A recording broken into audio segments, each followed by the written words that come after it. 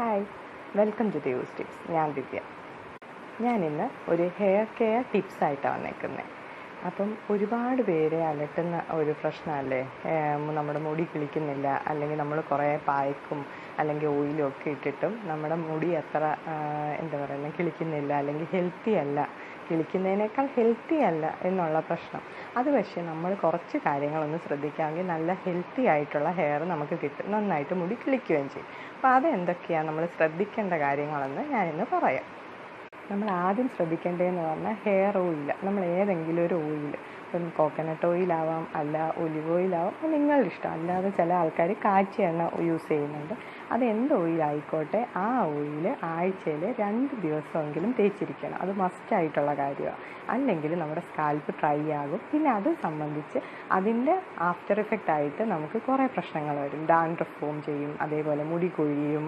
അങ്ങനെ പ്രത്യേകിച്ച് ഇപ്പോൾ ചൂട് ടൈം ആയതുകൊണ്ട് ഭയങ്കരമായിട്ട് നമ്മൾ വിയർക്കും, അങ്ങനെയൊക്കെയുള്ള പ്രശ്നങ്ങളൊക്കെ വരും. അപ്പോൾ അതൊക്കെ മുടി കൊഴിയാനുള്ള ഒരു റീസൺ ആകും. അപ്പോൾ അതുകൊണ്ട് നമ്മൾ കുറഞ്ഞത് 2 ദിവസമെങ്കിലും ഒരാഴ്ചയിൽ എണ്ണ തേക്കണം. ഇപ്പം നിങ്ങൾക്ക് ടൈം ഉള്ളവരാണെങ്കിൽ ഡെയിലി എണ്ണ തേക്കുന്നത് വളരെ നല്ലതാണ്. പിന്നെ എല്ലാവർക്കും അങ്ങനെ ചെയ്യണം എന്ന് നമുക്കങ്ങനെ പറയാൻ പറ്റത്തില്ല. കാരണം ജോലിയൊക്കെ ഉള്ളവരൊക്കെ ആണെങ്കിൽ, അല്ലെങ്കിൽ പഠിക്കാൻ പോകുന്നവർക്കും എന്നും എണ്ണ തേക്കാനൊന്നും പറ്റത്തില്ല. പിന്നെ നിങ്ങൾക്ക് വൈകിട്ട് നിങ്ങളിപ്പോൾ ഫ്രീ ആയിട്ടിരിക്കുന്ന കുറച്ച് സമയം കാണുമല്ലോ, ആ സമയത്ത് നിങ്ങൾക്ക് എണ്ണ വെച്ചിട്ട് രാത്രി കിടക്കുന്നതിന് മുമ്പ് കഴുകി കളഞ്ഞാലും മതി. ഷാമ്പു ഉപയോഗിച്ച് കഴുകാം. അത് എല്ലാവരും 2 ദിവസം മസ്റ്റായിട്ടും ഒരാഴ്ചയിൽ ചെയ്യണം. എന്നാലേ മുടി നന്നായിട്ട് കിളിക്കത്തുള്ളൂ. അതുപോലെ ശ്രദ്ധിക്കേണ്ട ഒരു കാര്യം എന്ന് പറഞ്ഞാൽ, നമ്മൾ എണ്ണ തേക്കുമ്പോൾ വെറുതെ എണ്ണ അങ്ങ് തേക്കരുത്. നമ്മൾ മുടി ഇങ്ങനെ വകുപ്പായിട്ട് എടുത്തിട്ട് നമ്മളൊന്ന് ഈ കയ്യുടെ ഈ തുമ്പുണ്ടല്ലോ, ആ തുമ്പിൽ എണ്ണ മുക്കണം. ഈ തുമ്പ് കൊണ്ട് ഇങ്ങനെ മുക്കിയിട്ട് ഇങ്ങനെ നന്നായിട്ട് തേച്ച് മസാജ് ചെയ്യിപ്പിക്കണം. എന്നിട്ട് അടുത്തായിട്ടൊരു ലെയർ ഇങ്ങനെ നമ്മൾ മുടി മാറ്റിയിട്ട് അവിടെ ഇങ്ങനെ തേച്ച് നന്നായിട്ട് മസാജ് ചെയ്യണം.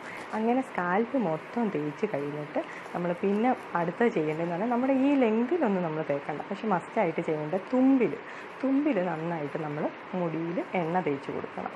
അല്ല, മുടിയുടെ ഫുൾ ലെങ്തിലൊന്നും എണ്ണ തേക്കണ്ട, സ്കാൽപ്പിൽ തേക്കണം, അതുപോലെ തുമ്പത്തും തേക്കണം. ഓക്കെ, ഇത് രണ്ടും നമ്മൾ അത്യാവശ്യമായിട്ട് ശ്രദ്ധിക്കേണ്ട കാര്യം. പിന്നെ എണ്ണ നമ്മുടെ സ്കാൽപ്പിലും നമ്മുടെ തുമ്പത്തും നന്നായിട്ട് തേച്ച് കഴിഞ്ഞാൽ പിന്നെ ചെയ്യേണ്ട കാര്യം എന്ന് പറഞ്ഞാൽ മുടി കുനിച്ചിടണം, എന്നിട്ട് നന്നായിട്ട് മസാജ് ചെയ്യണം. അപ്പോൾ നമ്മുടെ ബ്ലഡ് സർക്കുലേഷൻ നന്നായിട്ട് കൂടിയിട്ട് മുടി കിളിക്കാൻ സഹായിക്കും.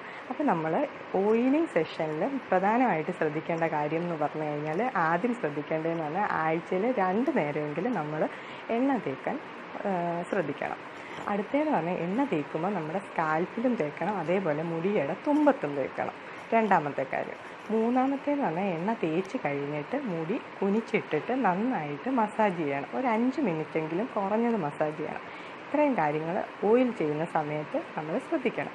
പിന്നെ ഓയിൽ ചെയ്യുമ്പം ഹോട്ട് ഓയിൽ ചെറുതായിട്ട് ഡബിൾ ബോയിലിംഗ് മെത്തേഡിൽ വേണം. അത് ഞാൻ പിന്നെ ഒരു വീഡിയോ ഇടാം. ആ രീതിയിൽ ചെയ്താൽ കുഴപ്പമൊന്നുമില്ല, കുറച്ചുകൂടി ഇഫക്റ്റാണ്. അല്ലാതെ നോർമലി ഓയിൽ തേക്കുന്നത് കൊണ്ടും കുഴപ്പമൊന്നുമില്ല. പക്ഷേ ഇച്ചിരി കൂടെ ഒരു പൊടിക്ക് എഫക്റ്റ് കൂടുതലായിരിക്കും ഹോട്ട് ഓയിൽ ചെയ്യുന്നത്. അപ്പോൾ ഇതാണ് ഓയിൽ ചെയ്യുമ്പോൾ നമ്മൾ ശ്രദ്ധിക്കേണ്ട കാര്യങ്ങൾ. അടുത്തതായിട്ട് ഷാമ്പു.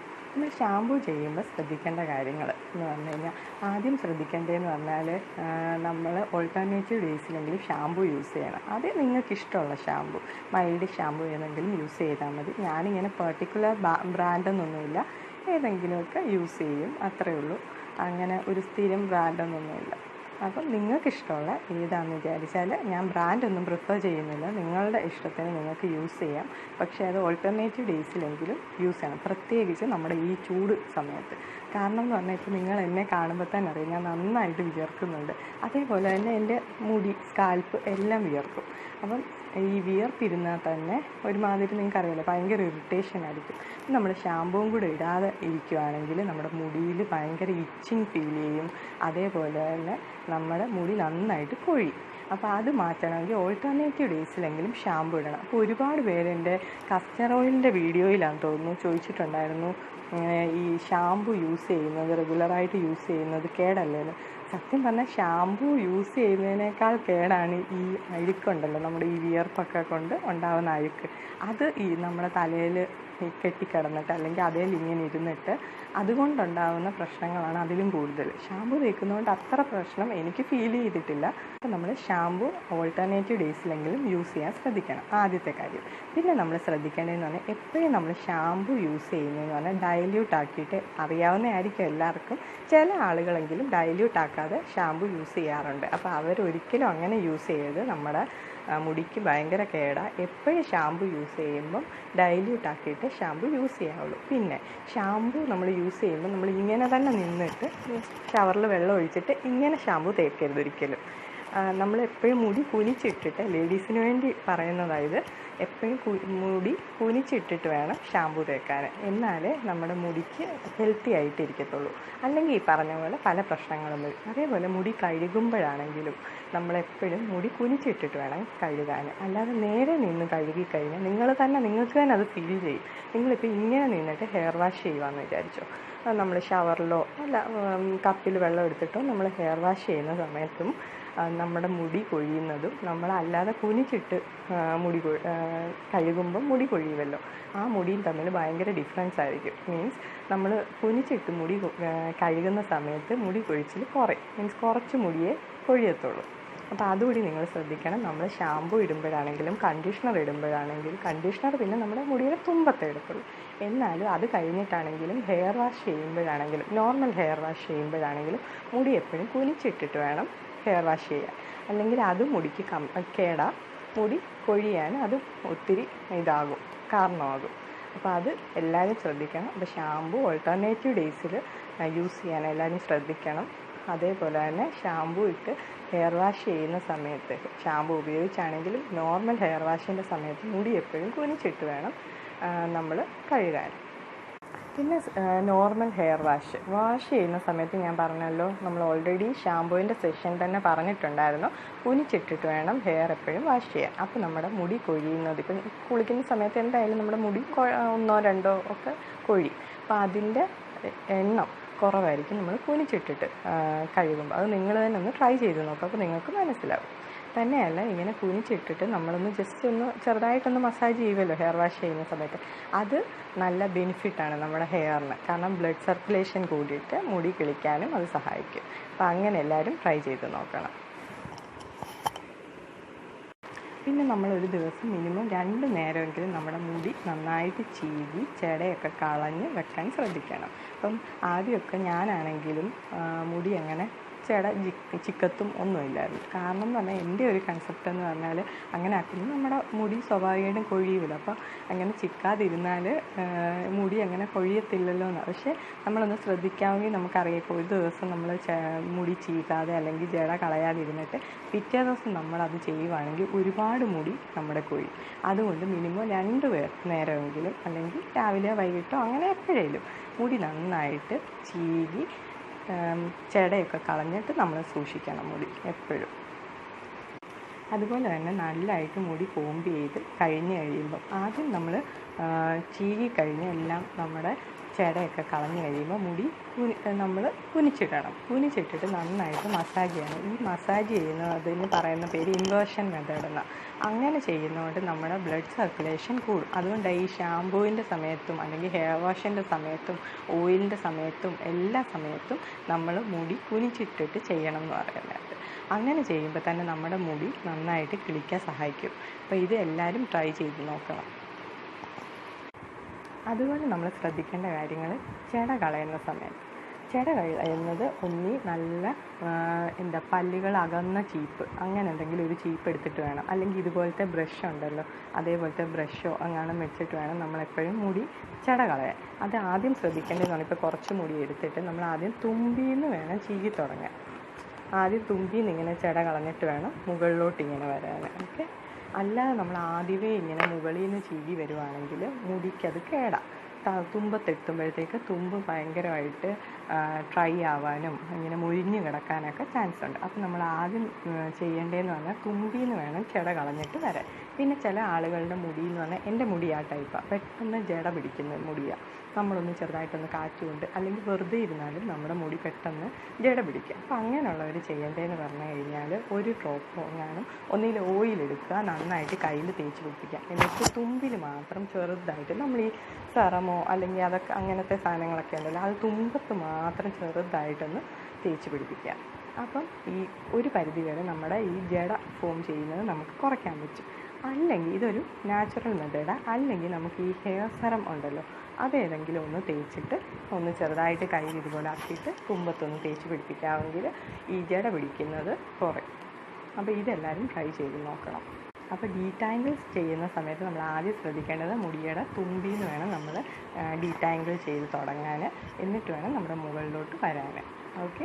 അപ്പോൾ ഇത് ഇങ്ങനെ ചെയ്യുമ്പോൾ നമ്മുടെ മുടി കൊഴിയുന്നത് കുറയുകയും ചെയ്യും. അത് തന്നെയല്ല, മുടിക്ക് നല്ല ഹെൽത്തി ആയിട്ട് ഇരിക്കുകയും ചെയ്യും. അല്ല മുകളിൽ നിന്ന് നമ്മൾ ജട കളഞ്ഞ് വരുവാണെങ്കിൽ തുമ്പത്ത് വരുമ്പോഴത്തേക്കും നിങ്ങളത് രണ്ട് രീതിയിലും ട്രൈ ചെയ്ത് നോക്കാം. അപ്പോൾ നിങ്ങൾക്ക് തന്നെ മനസ്സിലാവും അതിൻ്റെ ഡിഫറൻസ്. പിന്നെ നമ്മൾ ശ്രദ്ധിക്കേണ്ട കാര്യങ്ങളെന്ന് പറഞ്ഞു കഴിഞ്ഞാൽ നമ്മളുടെ ചീപ്പ്, നമ്മൾ തല തോർത്താൻ ഉപയോഗിക്കുന്ന ടവൽ, അതേപോലെ നമ്മൾ കിടക്കാൻ യൂസ് ചെയ്യുന്ന പില്ലോ, ഇതൊക്കെ നമ്മൾ ഒരു ഓൾട്ടർനേറ്റീവ് ഡേയ്സിലോ അല്ലെങ്കിൽ ആഴ്ചയിൽ ഒരിക്കലെങ്കിലും വൃത്തിയാക്കണം. ഓക്കെ. ഓൾട്ടർനേറ്റീവ് ഡേയ്സിലെങ്കിലും നമ്മൾ തോർത്തുമൊക്കെ വൃത്തിയാക്കുന്നതായിരിക്കും കുറച്ചുകൂടെ നല്ലത്. പിന്നെ ചീപ്പ് ആഴ്ചയിൽ ഒരിക്കലെങ്കിലും വൃത്തിയാക്കണം. അത് നമ്മളുടെ പഴയ കേടായ ടൂത്ത് ബ്രഷൊക്കെ ഉണ്ടല്ലോ, അത് വെച്ചിട്ട് നന്നായിട്ട് നമുക്ക് തേച്ച് വൃത്തിയാക്കാൻ പറ്റും. അപ്പോൾ ഇച്ചിരി ലിക്വിഡ് സോപ്പോ അങ്ങനെ എന്തെങ്കിലും ലിക്വിഡായിട്ടുള്ള എന്തെങ്കിലും ഒരു സോപ്പ് ഐറ്റം എടുത്തിട്ട് നന്നായിട്ട് തേച്ച് കഴുകാൻ പറ്റും. അത് നിങ്ങളൊന്ന് ട്രൈ ചെയ്ത് നോക്ക്, നന്നായിട്ട് ചീപ്പ് വൃത്തിയാകും. അങ്ങനെ ചെയ്തിട്ട് വേണം ചീപ്പ് യൂസ് ചെയ്യാൻ, അല്ലെങ്കിൽ അത് ഒരു റീസൺ ആവും നമ്മുടെ മുടി കൊഴിയാൻ വേണ്ടി. അപ്പോൾ അത് എല്ലാവരും ട്രൈ ചെയ്ത് നോക്കണം. പിന്നെ ഒരു ഇതെന്ന് പറഞ്ഞാൽ സ്പ്ലിറ്റ് എൻഡ്സ് അല്ലേ, നമ്മുടെ എല്ലാവരുടെയും ഒരു പ്രശ്നം എന്ന് പറഞ്ഞാൽ സ്പ്ലിറ്റ് എൻഡ്സ്. അപ്പോൾ സ്പ്ലിറ്റ് എൻഡ്സ് നമ്മൾ മുടി കെയർ ഒന്നും ചെയ്യാത്തതുകൊണ്ട് വരുന്ന ഒരു പ്രശ്നമാണ് സ്പ്ലിറ്റ് എൻഡ്സ്. അപ്പോൾ നമ്മൾ സ്പ്ലിറ്റ് എൻഡ്സ് ഒഴിവാക്കാൻ വേണ്ടി ചെയ്യേണ്ടതെന്ന് പറഞ്ഞാൽ നമ്മൾ ഓയിൽ ചെയ്യുന്ന സമയത്ത് നമ്മുടെ മുടിയുടെ തുമ്പത്ത് ഞാൻ ഓൾറെഡി പറഞ്ഞിട്ടുണ്ടായിരുന്നു ഓയിലിംഗ് സെഷനകത്ത്. അപ്പോൾ ആ സമയത്ത് നമ്മൾ തുമ്പത്തൂടെ എണ്ണ തേക്കുവാണെങ്കിൽ സ്പ്ലിറ്റ് എൻഡ്സ് ഒഴിവാക്കാൻ പറ്റും. അപ്പോൾ സ്പ്ലിറ്റ് എൻഡ്സ് ഉള്ള ആൾക്കാർ ഒന്നിൽ തുമ്പ് കട്ട് ചെയ്യണം. ഓക്കെ.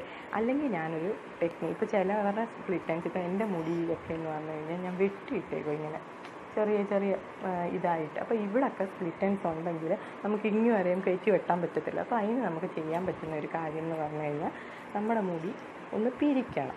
അങ്ങനെ അപ്പോൾ പിരിക്കുമ്പം ഇങ്ങനെ ചുറ്റിക്കണം. അപ്പോൾ ഇങ്ങനെ ചെറിയ ചെറിയ മുടികൾ ഇങ്ങനെ പൊങ്ങി പൊങ്ങി വരും. അത് നിങ്ങൾക്ക് കാണാൻ പറ്റുന്നെന്ന് തോന്നുന്നു, ഞാൻ വിശ്വസിക്കുന്നു.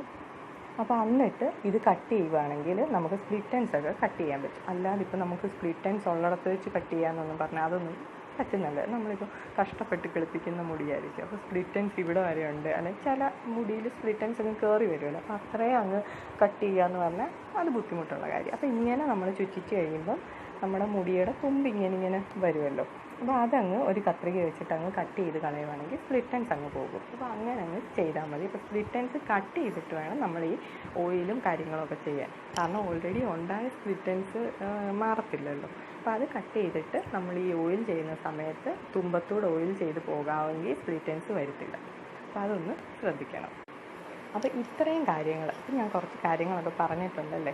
ഓയിൽ ചെയ്യുന്ന സമയത്ത് നമ്മൾ ശ്രദ്ധിക്കേണ്ട കാര്യങ്ങൾ, അതുപോലെ ഷാമ്പൂ ചെയ്യുന്ന സമയത്ത്, നോർമൽ ഹെയർ വാഷ് ചെയ്യുന്ന സമയത്ത് ശ്രദ്ധിക്കേണ്ട കാര്യങ്ങൾ, അതേപോലെ നമ്മൾ കോംബ് ചെയ്യുന്ന സമയത്ത് ശ്രദ്ധിക്കേണ്ടത്, പിന്നെ സ്പ്ലിറ്റ് എൻഡ്സ് ഒഴിവാക്കാൻ ചെയ്യേണ്ട കാര്യങ്ങൾ, പിന്നെ ചീപ്പൊക്കെ വൃത്തിയാക്കണം, അങ്ങനെയുള്ള കുറച്ച് ക്ലീനിങ് കാര്യങ്ങൾ, അങ്ങനെ കുറച്ച് കാര്യങ്ങൾ, ഡീറ്റാങ്കിൾ ചെയ്യുന്ന കാര്യങ്ങൾ. അപ്പോൾ ഇങ്ങനത്തെ കുറച്ച് ചെറിയ ചെറിയ കാര്യങ്ങൾ, ഇതൊക്കെ നമ്മൾ ഡെയിലി ചെയ്യുന്നത്, മുടി ചീകുന്നതാണെങ്കിലും നമ്മൾ ഷാമ്പൂ യൂസ് ചെയ്യുന്നതാണെങ്കിലും ഓയിൽ ചെയ്യുന്നതാണെങ്കിലും ഒക്കെ നമ്മൾ ചെയ്യുന്ന, അതിന് സെപ്പറേറ്റ് ടൈമൊന്നും വേണ്ട. അപ്പോൾ നമ്മൾ ചെയ്യുന്ന സമയത്ത് ഇങ്ങനെയുള്ള കുട്ടി കാര്യങ്ങളോട് ശ്രദ്ധിക്കുകയാണെങ്കിൽ നമ്മുടെ മുടി നന്നായിട്ട് കിളിക്കും, നല്ല ഹെൽത്തി ആയിട്ടിരിക്കും. കിളിക്കുന്നതിനേക്കാൾ ഉപരി ഹെൽത്തി ആയിട്ടിരിക്കും. അതാണല്ലോ നമുക്ക് ഒരു ഹെയർ കാണുമ്പോഴാണ് അത് ഹെൽത്തി ആണോ എന്ന് നോക്കുന്നത്, അല്ല അതിൻ്റെ ഉള്ളു ഇങ്ങനെ പിടിച്ചു നോക്കിയിട്ട് ഓക്കെ ഇത്ര ഉള്ളുണ്ട് ഇത് ഭയങ്കര ഹെൽത്തി, അതല്ല. നമ്മുടെ മുടി കാണുമ്പോഴേ സ്പ്ലിറ്റ് എൻഡ്സ് ഒന്നുമില്ല, അങ്ങനെ നല്ല വൃത്തിയായിട്ട് കിടക്കുന്ന മുടി. ഇപ്പം എൻ്റെയൊക്കെ മുടി കേളി ഹെയറാണ്, അത് കേളി അല്ലെങ്കിൽ ചിലവരുടെ വേവി ആയിരിക്കും, അങ്ങനത്തെ പല ടൈപ്പ് ഹെയർ കാണും, അല്ലെങ്കിൽ സ്ട്രെയിറ്റ് ഹെയർ കാണും. അതിലൊന്നും അല്ല കാര്യം. നമ്മുടെ ഹെയറിൻ്റെ ഹെൽത്തിനെസ്, അതാണ് അതിൻ്റെ കാര്യം. അപ്പോൾ എല്ലാവരും ഇതൊക്കെ ശ്രദ്ധിക്കുക. അപ്പോൾ ഇതെല്ലാവരും ട്രൈ ചെയ്ത് നോക്കണം. എന്നിട്ട് എങ്ങനെ ഉണ്ടെന്ന് ഫീഡ്ബാക്ക് കമൻറ്റ് ബോക്സിൽ ഇടണം. വീഡിയോ കാണുന്നവർ ചാനൽ സബ്സ്ക്രൈബ് ചെയ്യാൻ മറക്കരുത്.